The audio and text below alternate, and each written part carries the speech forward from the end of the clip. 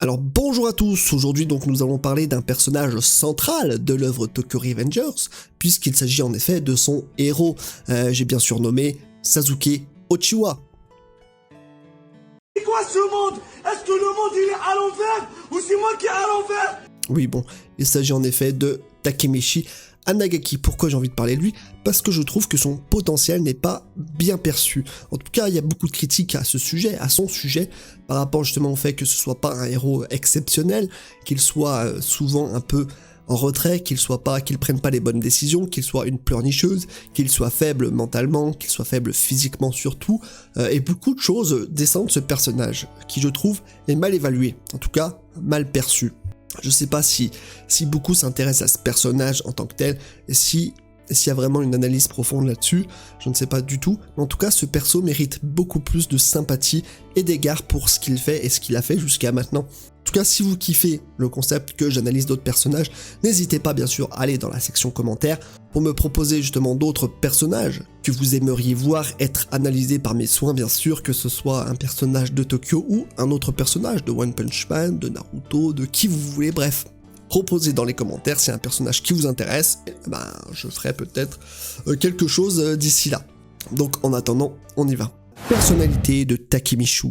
Donc bien sûr, là où les gens, en tout cas la plupart, le voient comme un personnage classique de shonen, c'est parce que c'est un personnage qui est pas très mentalement stable, qui en tout cas s'excuse facilement, qui pleure facilement, qui est très émotif, forcément. D'ailleurs, même Akun, un ami proche à lui, l'appelle la super chialeuse. Donc c'est normal qu'on puisse pas aller à l'encontre de cette facette de sa personnalité. Bien sûr que c'est un personnage émotif, mais est-ce que ça fait de lui quelqu'un de faible pour autant? Ah non, je ne pense pas. Je pense même que tu as tort, petit panda. Si tu penses que Takemichi est faible, je vais te prouver le contraire. Ah ouais, tu vas voir que tu t'es planté pendant tout ce temps. Mais ce n'est pas grave, je te pardonne. Voyons ça en profondeur. Alors oui, comme je viens de le dire justement, Takemichi n'est pas quelqu'un de redoutable. Au combat, il se fait laminer la plupart du temps par même des petites frappes. Ce n'est pas quelqu'un sur qui on peut compter, en tout cas au combat. Certes, il se fait souvent bolosser par de nombreux personnages, et cela jusqu'à ce que les renforts bien sûr arrivent. C'est en partie grâce au fait qu'il arrive à temporiser chaque moment, chaque combat important, que l'Ottoman s'en sort la plupart du temps victorieux, et c'est d'ailleurs l'une de ses forces, sa grande endurance, sa grande détermination. Le fait de ne jamais renoncer fait de Takemichi quelqu'un de redoutable. Quand bien même il reçoit des tas de blessures, quand bien même il est aux portes de la mort, Takemichi se relèvera à chaque fois. Et c'est d'ailleurs pourquoi Mikey et Draken ont un profond respect pour ce personnage, puisque malgré ses faiblesses évidentes, Takemichi ne se laissera jamais abattre facilement. En tout cas, contrairement à d'autres personnages qui sont peut-être plus forts, mais qui sont rapidement mis hors jeu, lui est toujours au centre de la scène, par sa façon d'être, par sa façon de s'exprimer, mais surtout de par son refus d'abandonner quoi que ce soit. Lorsqu'une situation vire au cauchemar, vous pouvez être sûr qu'il sera là, et qu'il ne lâchera jamais l'affaire. Et ça, Takemichi en est parfaitement conscient. Il sait qu'il est forcément le plus faible. Il sait tout ça. Il est conscient du fait qu'il est toujours dans une situation très désavantageuse, à laquelle il ne peut pas s'extirper, à laquelle c'est toujours un peu sur le fil rouge qu'il arrive un peu à désamorcer tout ça. Et encore, souvent c'est indépendant de sa volonté. Quoi qu'il en soit, même si Takemichi sait que c'est perdu d'avance, il se lancera toujours dans la bataille pour protéger ceux en qui il tient et ceux qu'il aime. Et c'est ce qu'il fait depuis le début, en essayant de protéger Hinata quoi qu'il en coûte, et même si ça foire à de nombreuses reprises, il va toujours tenter, toujours aller de l'avant, et toujours trouver une autre façon de peut-être aborder la situation. Et ça, c'est une des principales forces de Takemichi. Il a toujours tenté le maximum. Alors certes, c'est peut-être pas le plus éclairé des personnages qu'on ait eu l'occasion de voir, mais la force de Takemichi n'a jamais été dans ses muscles, n'a jamais été dans son physique. Il aurait pu apprendre les arts martiaux comme beaucoup l'ont suggéré. Mais déjà, quel intérêt? Ce n'est vraiment pas dans sa personnalité, et d'autres personnages sont déjà de toute façon beaucoup plus avancés que lui, et beaucoup plus forts dans tous les cas. Takemichi n'a jamais eu pour vocation d'être le plus grand combattant de tous les siècles. Et c'est ça ce qui le différencie déjà d'un héros de shonen classique, parce que je vous rappelle, pour définition, un héros de shonen c'est quelqu'un qui va toujours se surpasser, et aller au-delà des limites et devenir le plus fort à force. Par exemple, on le compare beaucoup à Deku parce que c'est quelqu'un qui pleure et qui a un peu ce caractère un peu renfermé, qui est un peu à l'écart des autres. Mais là où Deku est peut-être plus classique, c'est que justement, lui, va gagner des pouvoirs et va devenir au fur et à mesure quelqu'un de relativement plus fort que les autres. Il va surpasser n'importe qui, y compris les meilleurs, hein. Il est au stade des héros professionnels maintenant. En tout cas, à l'heure où je vous parle dans les scans, Deku est largement au-dessus de la plupart des personnages. Ce n'est pas le cas de Takemichi qui s'en cogne totalement de tout ça, et de toute façon, en vérité, il n'aurait pas le temps. Il n'a plus le temps de rattraper son retard. Et dans un sens, c'est ce qui est aussi le plus réaliste. Takemichi n'a pas besoin, parce que Mikey, parce que Draken, parce que Mitsuya, parce que Baji, parce que beaucoup d'autres personnages ont d'abord eu cette force avant lui. Elles qui sont largement au-dessus, il n'a pas besoin de les rattraper, ce n'est pas son rôle. Son rôle à lui justement, c'est de montrer que même en étant faible, il peut puiser de la force à l'intérieur de cette faiblesse et en faire quelque chose, la transformer, et en tout cas la transmettre à ceux qui ont eux la force de changer quelque chose. À cause de sa façon d'être, de se tenir, qu'il encouragera la plupart de ses camarades à se surpasser et à montrer que les choses peuvent changer. Ça pour moi, c'est vraiment ce qui fait de Takemichi quelqu'un de redoutable. Parce que ça c'est vrai, si un petit gars comme lui peut s'interposer contre des grands délinquants et leur montrer qu'il est présent, qu'il peut se tenir face à eux et les regarder droit dans les yeux en leur disant « Écoute, moi je vais pas abandonner, je suis là, je vais pas reculer, tu fais ce que tu veux, mais moi je reste planté là. » Et bah ça forcément, quand quelqu'un de plus fort le voit à l'œuvre, le voit ne jamais renoncer, le voit ne jamais poser un genou à terre et dire « J'abandonne », bah écoutez, ils peuvent rien faire d'autre qu'à leur tour aller de l'avant et de mettre un coup de pression à ceux qui les ont offensés. Donc voilà pour moi, en tout cas, l'une des forces principales de ce personnage souvent trop sous-estimé. D'ailleurs, il y a une autre opposition par rapport à Mikey, parce que Mikey, lui, se cache pour montrer ses émotions. En tout cas, il n'a pas envie de les montrer devant son gang. En un sens, c'est normal, parce qu'il doit montrer qu'il est fort, c'est aussi une face de la masculinité, bien sûr. On ne montre pas ses émotions comme ça. Takemichi, lui, il en a rien à faire. Quand il est triste, il pleure. Quand il est en colère, il crie. Quand il est au bord du gouffre, il le montre avec des pleurs, encore une fois. Mais c'est normal. Il montre qu'il n'y a pas besoin d'avoir honte de pleurer, qu'il est comme ça. Ce n'est pas parce qu'il pleure qu'il en est moins courageux, qu'il en est moins héroïque, qu'il est moins fort tout simplement que d'autres. C'est justement parce qu'il expose ses émotions sans pour autant qu'elles l'affaiblissent et qu'il arrive à montrer qui il est en même temps que Takemichi est si fort et respectable, à mes yeux en tout cas. Et il est d'ailleurs aussi aux yeux des capitaines, qui le respectent, pour la plupart tous, en tout cas les principaux, et ils savent à quel point Takemichi est important pour le gang. Ce n'est pas justement parce qu'il est fort, parce qu'il y en a d'autres qui sont forts. Et alors, ça les rend plus stylés, certes, ça les rend peut-être plus impressionnants, en tout cas dans l'œuvre, ça je suis d'accord, mais ça ne fait pas d'eux des personnages qui ont toujours un impact très présent sur l'œuvre. D'ailleurs, là où beaucoup de gens se méprennent, je pense, c'est que Tokyo Revenger n'est pas une histoire de combat. J'ai d'ailleurs vu beaucoup de personnes se plaindre de l'animation de Tokyo Revenger lors des derniers épisodes. Ok, on va pas se mentir, c'était pas ouf. Sauf que c'est pas le thème principal qui est abordé dans l'œuvre.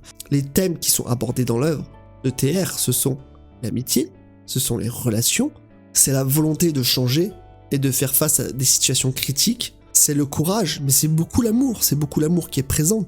Et c'est le principe aussi des valeurs, il y a beaucoup de valeurs dans Tokyo Revenger. Et ça, elles nous sont montrées à travers Takemichi, elles ne sont pas montrées à travers Mikey qui justement dépasse les bornes à plusieurs reprises. Les moments forts de Takemichi.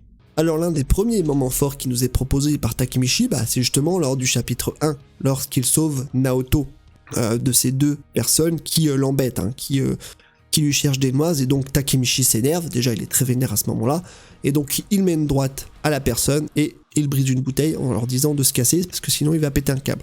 Ce qu'ils font très rapidement. Donc on voit très vite que justement Takemichi n'est pas juste un pleurnichard, qu'il ne se laisse pas simplement faire.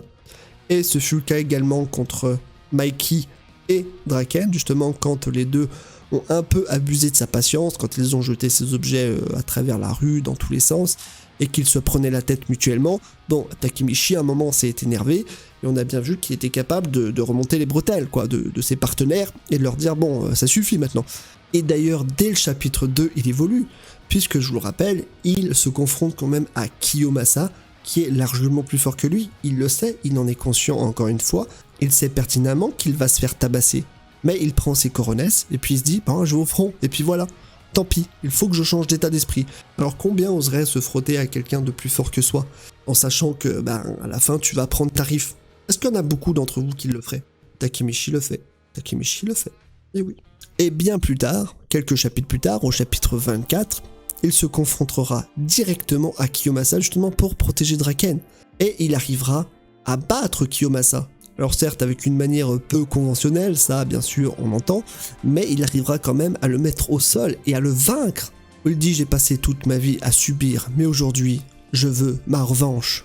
Donc on a quasiment l'origine à ce moment-là du nom de l'œuvre. Et même quand à ce moment-là, Draken dit je parie 1 milliard sur Takemichi, ça veut tout dire pour moi, ça veut dire qu'il a la confiance absolue, qu'il a réussi à lui redonner espoir. Et c'est ça que fait le mieux Takemichi, c'est donner de l'espoir aux autres, c'est donner une raison de se battre, une raison de continuer à se battre.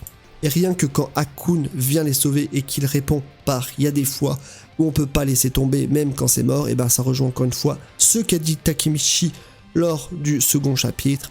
Et donc là encore une fois, on a une preuve que Takemichi arrive à donner courage aux autres et arrive à le transmettre tout ça. Plus tard dans le chapitre 49, quand Naoto expliquera la situation tendue et que Takemichi répondra c'est qu'une question de temps, c'est comme si c'était réglé, là même Naoto est surpris et lui dit t'es vraiment quelqu'un d'incroyable en fait.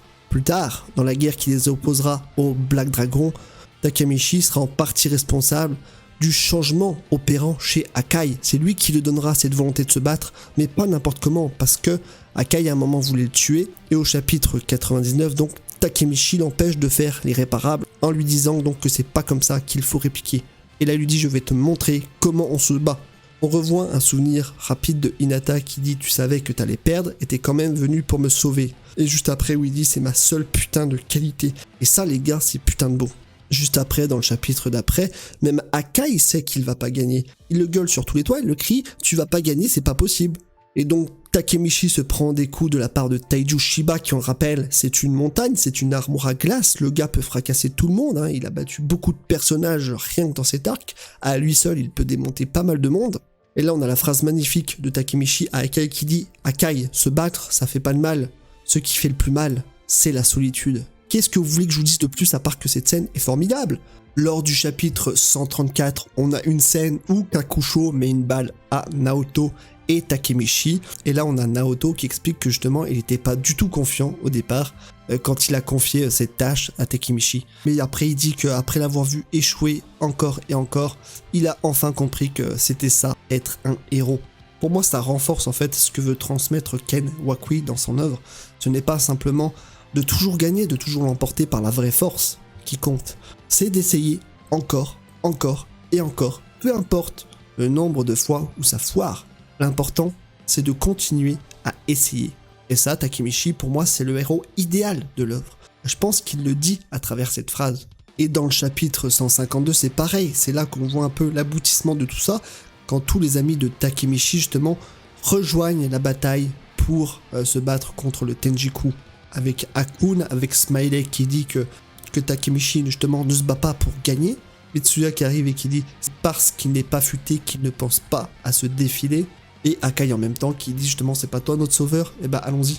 Et pour moi ça c'est la conclusion idéale de ce qu'il a réussi à entreprendre depuis le début.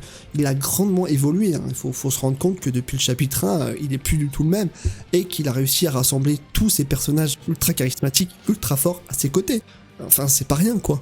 Et même quand Shifuyu s'interposera pour arrêter le massacre, on va dire, Takemichi se dressera contre lui et dira « Le Toman n'a pas perdu. Tant que je suis debout, le Toman ne perdra pas. » Et bien sûr, je vous parle même pas du fait qu'il essaiera de sauver Maiki, malgré le fait que tout soit plutôt bien terminé pour le reste de la troupe.